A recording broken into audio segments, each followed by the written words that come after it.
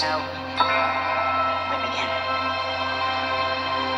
I'm Captain Nala Ake, Chancellor of Starfleet Academy. We're all the first Academy class to return to our campus in San Francisco after more than 120 years. Some of you are here for your families, some for yourselves. Together, you are the best and the brightest from across the galaxy. The tapestry that is Starfleet. You will learn the skills that shaped our greatest officers. Like them, we'll ask you to give more of yourselves than you knew you had. To dream without limitations. Whatever challenges came before today led you to this moment. You here now. You weave together the future. So go out and seek, explore, boldly go where no one has gone before. It is my great honor to welcome you all to Starfleet Academy.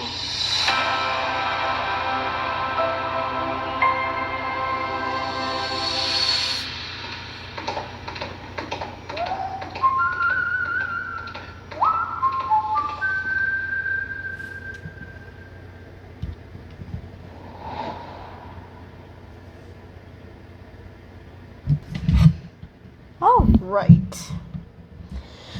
So, I'm actually excited about this show. All right, so Starfleet Academy. Now, I did not see Tilly in this trailer, which, what the hell? That's why she left Discovery, was so she could become a teacher at the academy. And then nothing. I did look her up on Wikipedia. She does appear as a guest. So, we will see Tilly again. Since we're seeing Jet Reno, I'm assuming that means we'll get more members of the Discovery, even whether it be in cameo form or a one-time guest appearance or something. Even though I didn't see any indication of that, but maybe?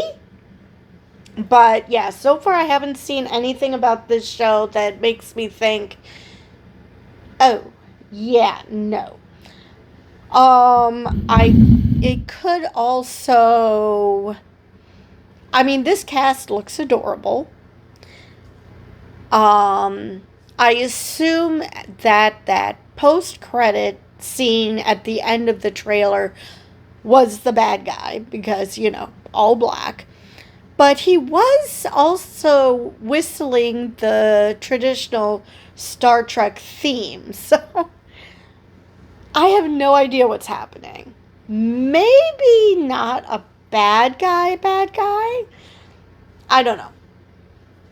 Anyway, so let's see what this article has to say about the show.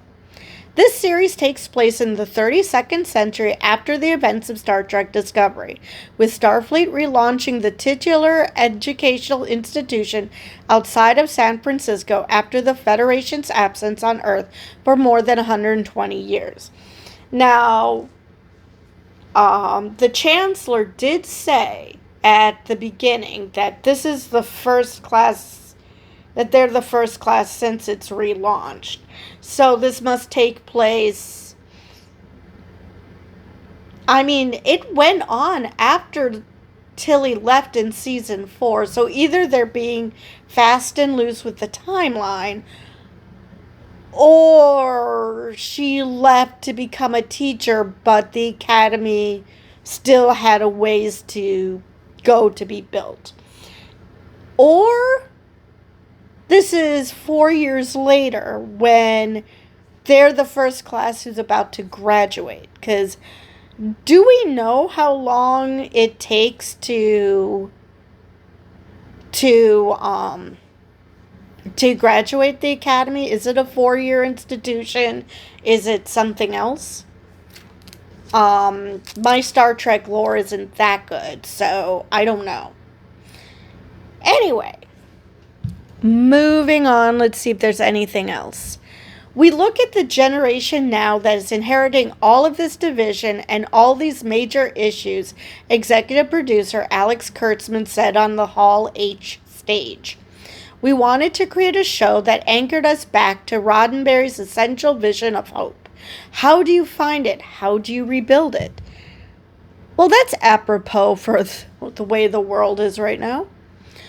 Oscar winner Holly Hunter plays Nala Aki, or Ake, I think Ake, the school's chancellor and the captain of the USS Athena. Please tell me that that's an all-woman crew. Please, please, please, please, please, with a name like Athena, it's got to be an all-woman crew. It just has to be. If it's not, you guys really missed an opportunity there. She greets the new class of cadets in the teaser as it cuts to the cast exploring various parts of the campus. The teaser ends with a shot of Paul Giamatti as the season's main villain, Nus Braka, who is part Klingon, part Tellarite, and is described in a Paramount release as a man with an ominous past connected to one of our cadets. I'm going to say it would be too on the nose for him to have a connection to the Klingon. I'm pretty sure that would be way too on the freaking nose. Alright, so the main cadets on the show were revealed as Caleb Murr, played by Sandro Rosta, an orphan with a troubled past and unlikely Starfleet cadet. J. Dan Krog, played by Karam Diane, I'm not sure.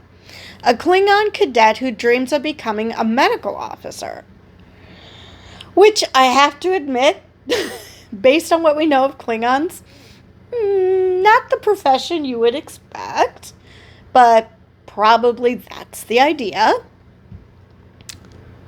Series Acclamation Mill, played by Carice Brooks, aka Sam, the first of her kind to ever attend Starfleet Academy. So, is she some type of cyborg thing? I'm not talking about like 7 of 9 type. I mean, based on that name, she's more of a android, more like Data. But that would make no sense because Data went to the Academy. So I have no idea.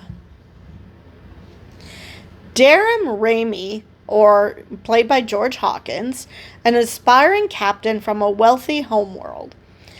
Oh, there's a really good chance he's going to be insufferable. It depends on how they want to portray the rich. Do they want to portray him as an out-of-touch rich? Or do they want to portray him as a rich person who actually acknowledges that not everybody is rich like him? And that, that there are people who are struggling, that there are people who are just, comfortable, that there are all sorts of people, and we should help those who are less fortunate. So it could go either way. These types of shows tend to be stereotypical, so maybe they're going to make him a complete ass so they could character develop him into being a decent person. That's probably the way they're going to go. All right. Genesis Life, played by Bella Shepard, an admiral's daughter determined to make her own name in Starfleet. Okay. So, I don't know. Sounds like she's going to be the rebellious one. Because she's so determined to forge her own path that she's not going to listen to anyone, and sure as hell not going to listen to her father. So she's probably going to get them into whatever trouble they're going to have to get themselves out of this season, is my guess. Just because she's so desperate to show that she didn't get to Starfleet Academy because of her father. She wants to succeed on her own merits, which is admirable, as long as you don't take it to the extreme, which I suspect she's going to. Okay, other new characters include Terima Sadal, played by Zoe Steiner, a Betazoid and daughter of the president of Beta Z. Now, because she is the daughter of the president of Beta Z, I can't remember how long Betazoids are supposed to live, but I wonder if they're going to make her a descendant of, oh my god, I'm blanking on her name. I can only think of the actress's name, Marina Sirtis, which, not hopeful if you're not familiar with the actors' names. Deanna Troi. I knew I'd remember it. So, that's a possibility. I mean, it would be nice. It would be nice if there was a character who we could draw back to previous Star Trek projects that we're familiar with. That would be cool. And Commander Laura Thok, recurring guest star Gina Yashir, a Klingon/Jem'Hadar hybrid who is the Chancellor's first officer and cadet master. I bet she's going to be a real knee slapper. I mean, Klingon and Jem'Hadar? Now, granted, throughout Star Trek, they've humanized Klingons, they've humanized the Jem'Hadar. However, chances are pretty good she's going to be a hard ass.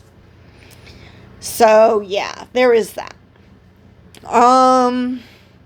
Picardo is recurring his Star Trek Voyager character, the Doctor, which we saw in the teaser trailer. And Tig Notaro and Oded Fair are reprising their Discovery roles of Jet Reno and Admiral Vance, respectively. And like I said, this looked like, oh, this is cute, maybe I'll give it a shot. Yay, Tig Notaro's in it. I'm totally watching this. Like I said, especially after I'm like, oh, there's no Tilly. Ooh. Jet. Reno. We're gonna be fine with that. So, that is all I have. Like I said, I did see Tilly listed as a guest, so I don't know how many episodes she's going to be in then, because I really don't know what's the difference between guest and recurring. I mean, is it just one episode, or is she going to be in more? I don't know. But anyway, I am definitely excited. So far, I'm not seeing anything that turns me off.